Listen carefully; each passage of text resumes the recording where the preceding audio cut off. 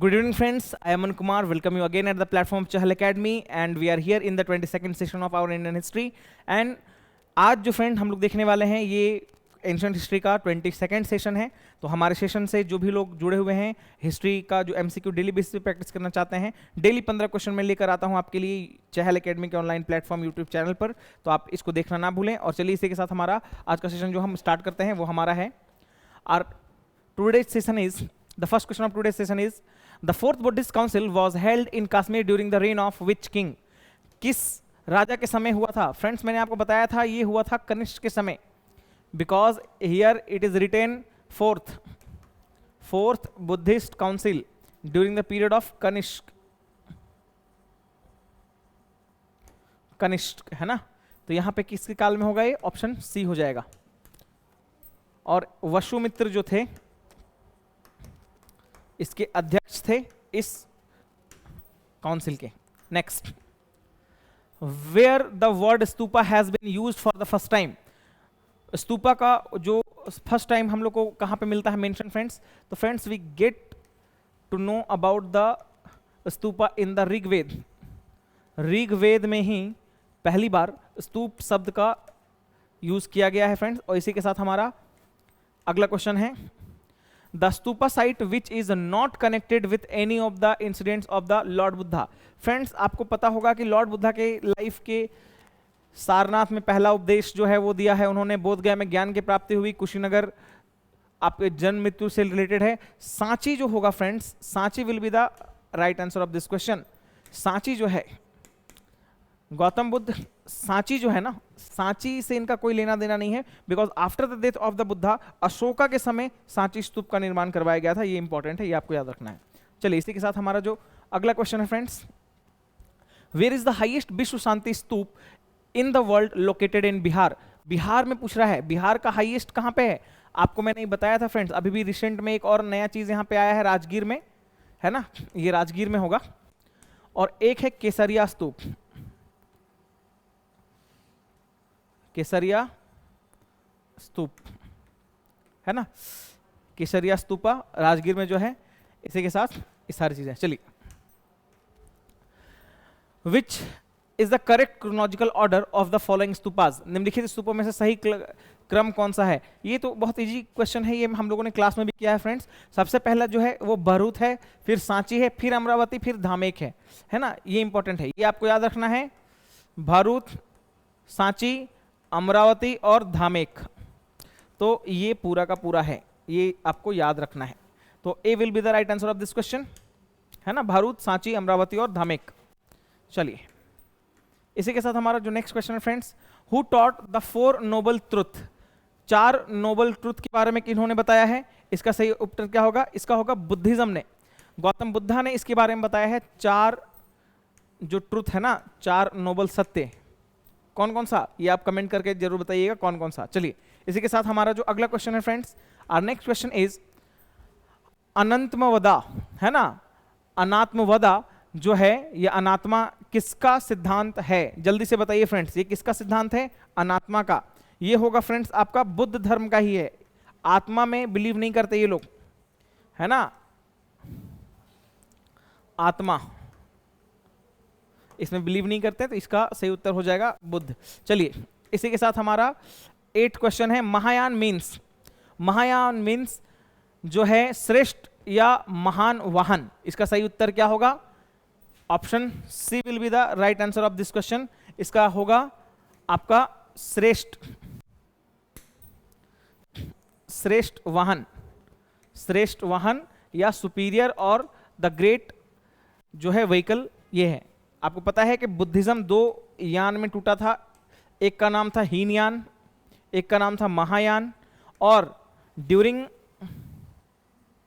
दिल्ली सल्तनत और इस Islamic rule in India Vajrayana जो बुद्धिज्म का एक सेक्ट था वो ज्यादा फेमस था, जिसमें कि तंत्र मंत्र विद्या की हम लोग बात करते हैं. चलिए इसी के साथ जो हमारा है फ्रेंड्स क्वेश्चन नंबर 8 के बाद हमारा क्वेश्चन नंबर 9 है. In Mahayana Buddhism the Bodhisattva Avalokiteshvara was also known as.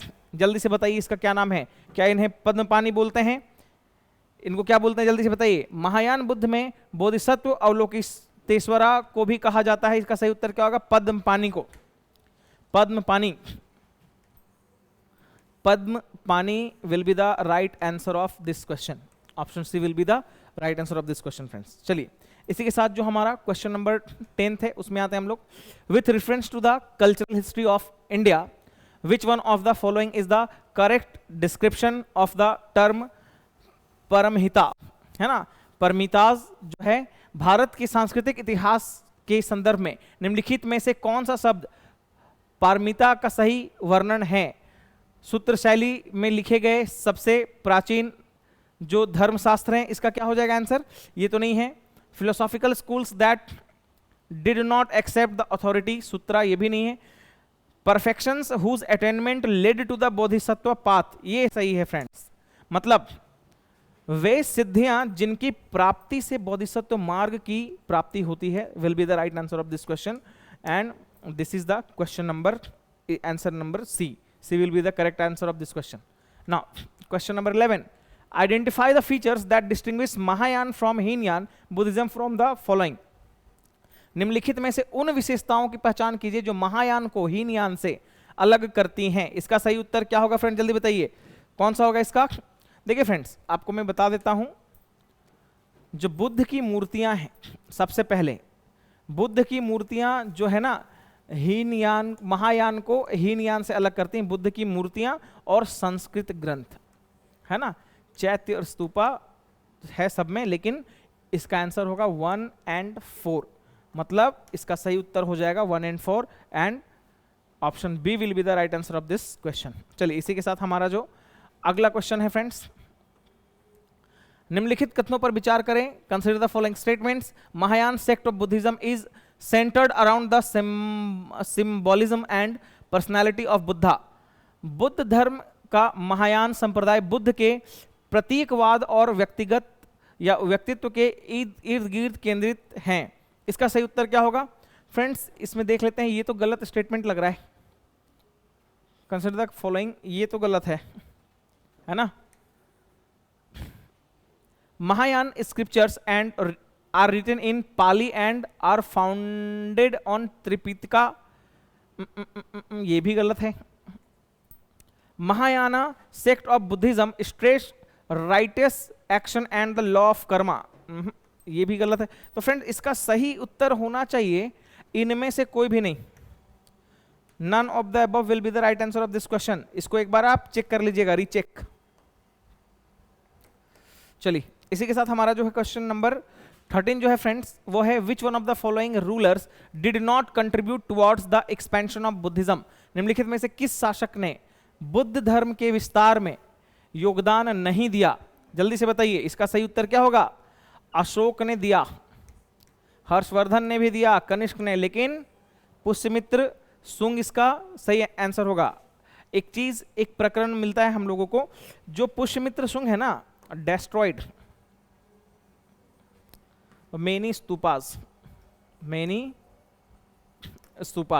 क्योंकि ये ब्राह्मण थे एंड जो बुद्धिज्म था वो ब्राह्मण जो फिलॉसफी थी या जो ब्राह्मणिकल ट्रेंड था उसके अगेंस्ट था। तो पुष्यमित्र वाज द फर्स्ट ब्राह्मण king of the ancient Indian Magadh, है ना। तो ये जो है पुष्यमित्र शुंग ही इसका आंसर होगा। इन्होंने जैसे ही राजा ये बने, तो राजा बनने के बाद इन्होंने क्या किया, बहुत सारे स्तूपों को नष्ट करवा दिया। हालांकि बाद में फिर उनका निर्माण भी करवाया, इन्होंने रिपेयर वगैरह करवाया, लेकिन पहले स्टार्टिंग में बहुत आक्रोश में ये थे बुद्धिज्म को लेकर। चलिए इसी के साथ जो हमारा है सेकेंड लास्ट क्वेश्चन है, त्रिपिटक क्या है। इसको बताने का जरूरत नहीं है। बुद्ध के उपदेशों का संग्रह, बुद्ध के उपदेशों का संग्रह है ये कोई गांधी जी का बंदर उंदर नहीं है, है ना। ये त्रिपिटक का मतलब है बुद्ध के क्या है, उपदेशों का संग्रह ही है। चलिए इसी के साथ हमारा आज का जो लास्ट क्वेश्चन है, निम्नलिखित में से किस बौद्ध ग्रंथ में मठवासी जीवन के नियम शामिल हैं। जल्दी से बताइए इसका सही उत्तर क्या होगा। इसका सही उत्तर क्या है, विच one of the following Buddhist text contains the ruler या रूल्स ऑफ मोनास्टिक। जल्दी से बताइए इसका सही उत्तर क्या होगा। ये रूल और रेगुलेशन जब भी बात आ जाएगा ना फ्रेंड्स बुद्धिज्म में, उसमें आप आंख बंद करके बिना पिटक मार लीजिएगा। Vinaya Pitaka will be the right answer of this question, और ये VBI है, इसको अंडरलाइन कर लीजिएगा।